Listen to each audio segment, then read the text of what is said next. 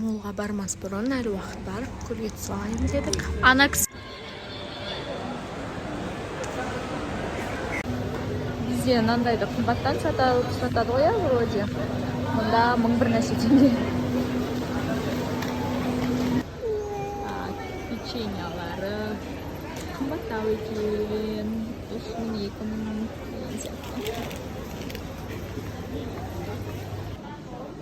Памперстардың бағалары ашымыздығы дейген. Не аласыздар? Это типа как супермаркет.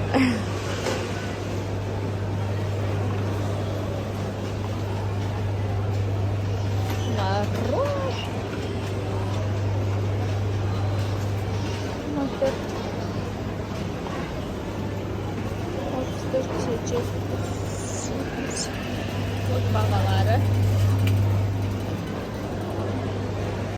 Біздің Қазақстанның бургерлары тәтті екен. Мына жақта бургер құрғақ, пиццалары кішкентай, кеселері ашты. Короче, онша емес.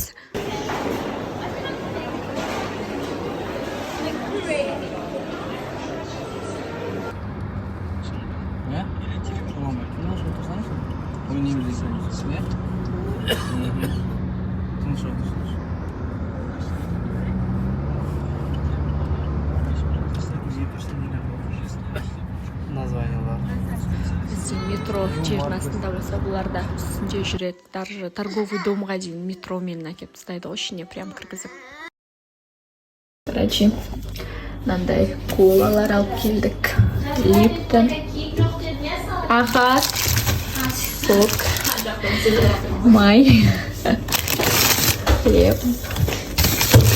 И это что, йогурт такое. Здесь там бағанағы пиццалар. Біреуі милк, біреуі там не еді? Айран. Потом